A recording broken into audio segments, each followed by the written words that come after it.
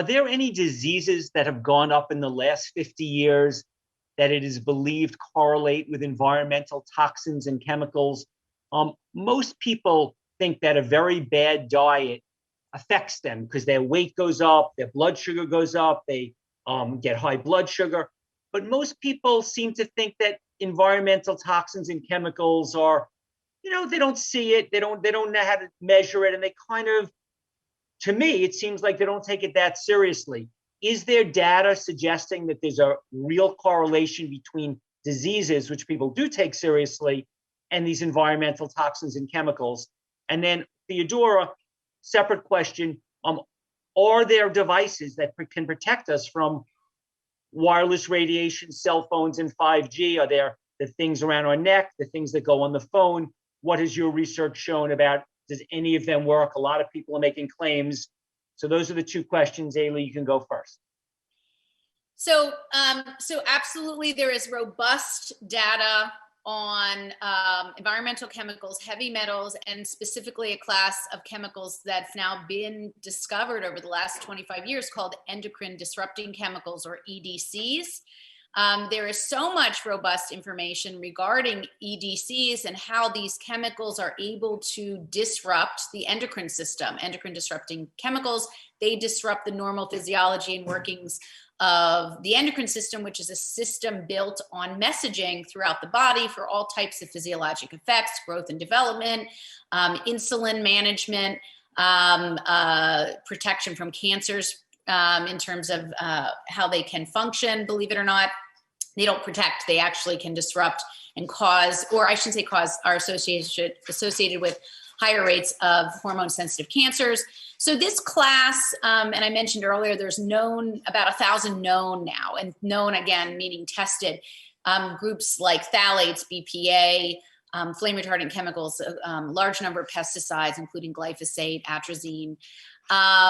So this class of chemicals called endocrine disrupting chemicals, the data is so robust. We have reports, huge reports from the World Health Organization, a 2012 report that was about 5 inches thick. You can actually download it off the internet. I'll see if I can locate the link at some point. But the idea is that the World Health Organization actually has a paper in 2012, and I'm sure they're going to be coming out with something in the near future regarding the effects of endocrine disrupting chemicals and worldwide health conditions. The American Academy of Pediatrics certainly has their position paper, and the Endocrine Society is, a strong proponent of managing endocrine disruption chemicals. And then the Academy of Reproductive Medicine, the American College of Obstetrician Gynecologists, all have position statements on environmental health, on environmental chemicals called endocrine disruptors and their effects on human health. That being said, we have higher rates of obesity, and that is in part due to some of the receptors, PPAR gamma, and some of the receptors that many of these endocrine disruptors are able to not only increase the production of stem cells turning into fat cells, but also they increase the size of fat cells. So we now know that that is an effect of endocrine disruptors, various classes. We know that the increase in congenital abnormalities in young boys because of androgen blocking is the work of Dr. Shauna Swan. And in terms of phthalate exposure. So there's an association between higher levels of phthalates exposures in utero, and the increased risk of cryptorchidism and changes in male genitalia. The anogenital distance gets narrower. And we also know that there are higher rates of autoimmune diseases. We know that which is endocrine and immune system related, which is a little complicated to explain here.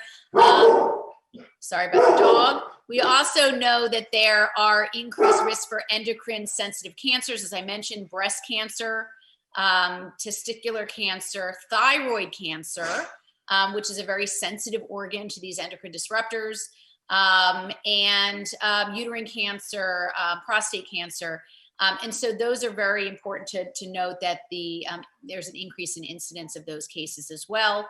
Other things, we know there's relationships to osteoporosis because, of course, bone growth and strengthening is a hormonally driven process. We know that there's cognition issues and in utero exposures that can play out in terms of neurodevelopment in newborns.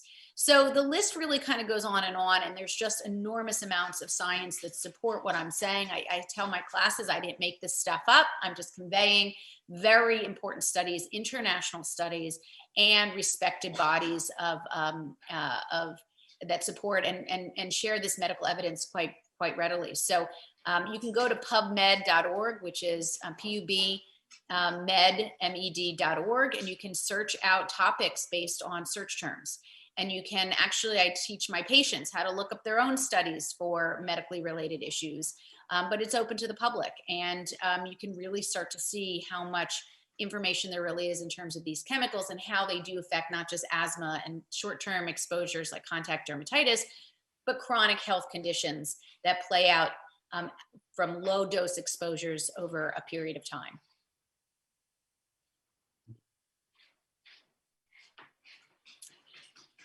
So thank you. To sort of add more information on electromagnetic fields, there is research on low frequency fields done out of Kaiser Permanente and Dr. Di-Kun Lee and his team relating pregnant exposure to non-ionizing radiation to obesity, ADHD, and miscarriage. Actually, the miscarriage study was a replicated research, and as well as I understand from a talk that he recently gave, impacts to the thyroid. So all of this exposure is working together, and there are a myriad of effects. Going to your point about what can we do, I wish that there was something that we could wear or a product we could turn on in our home that would fix this whole situation.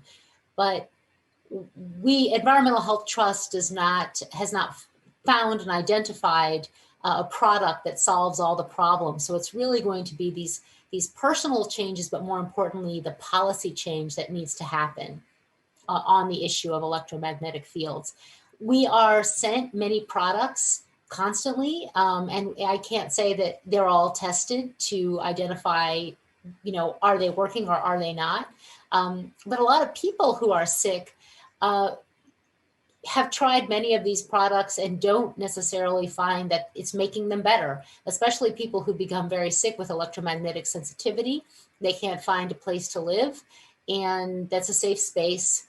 And I know many people who have tried so many things, and it really comes down to making their environment safe so their body can heal, and a lot of other therapies to support their resilience and their healing that are specialized to them. So I wish I could say that there was a magic bullet. I know people write me and say, well, my child's going to school. What do I do? Can I put a sticker on the back of the laptop? Will that fix it? And I think we have a situation in the schools that needs to be addressed.